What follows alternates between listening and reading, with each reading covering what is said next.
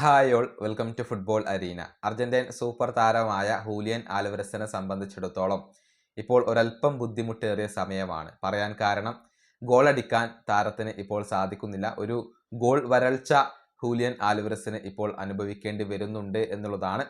മാത്രമല്ല അദ്ദേഹത്തിൻ്റെ ഭാവിയുമായി ബന്ധപ്പെട്ടുകൊണ്ട് ഒരുപാട് റൂമറുകൾ പ്രചരിക്കുന്നുണ്ട്. നിലവിൽ അത്ലറ്റിക്കോ എന്ന ക്ലബിനകത്ത് ഹൂലിയൻ അത്ര ഹാപ്പിയല്ല. അതുകൊണ്ട് തന്നെ അടുത്ത വേൾഡ് കപ്പിന് ശേഷം അദ്ദേഹം അത്ലറ്റിക്കോ വിടാൻ സാധ്യതയുണ്ട് എന്ന തരത്തിലുള്ള റിപ്പോർട്ടുകൾ നേരത്തെ പുറത്തേക്ക് വന്നതാണ്. ഇതുമായി ബന്ധപ്പെട്ട ഏറ്റവും പുതിയ അപ്ഡേറ്റ് പ്രമുഖ മാധ്യമ പ്രവർത്തകനായ ലുക്കാസ് ഗാട്ടി ഇപ്പോൾ നൽകിയിട്ടുണ്ട്.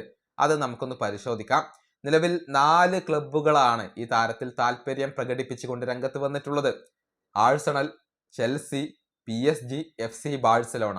ഈ 4 ക്ലബ്ബുകൾക്കും ഈ അർജന്റീൻ സൂപ്പർ താരത്തെ സ്വന്തമാക്കാൻ താല്പര്യമുണ്ട് എന്നാണ് ഗാട്ടി ഇപ്പോൾ റിപ്പോർട്ട് ചെയ്തിട്ടുള്ളത്. ചെൽസി ഇതിനോടകം തന്നെ അവരുടെ നീക്കങ്ങൾ ആരംഭിച്ചു കഴിഞ്ഞിട്ടുണ്ട്.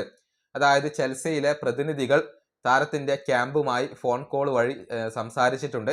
അതായത് അദ്ദേഹത്തിന്റെ അത്ലറ്റിക്കോയിലെ ഇപ്പോഴത്തെ സാഹചര്യങ്ങൾ എന്തൊക്കെയാണ്, അദ്ദേഹം ക്ലബ്ബ് വിടാൻ സാധ്യതയുണ്ടോ എന്നുള്ളതൊക്കെ ചെൽസി അന്വേഷിച്ചു കഴിഞ്ഞു എന്നാണ് അറിയാൻ സാധിക്കുന്നത്. ഏതായാലും വേൾഡ് കപ്പിന് ശേഷമായിരിക്കും ഹൂലിയൻ ആൽവരസ് ക്ലബ്ബ് വിടുന്ന കാര്യത്തിൽ ഒരു തീരുമാനം എടുക്കുക.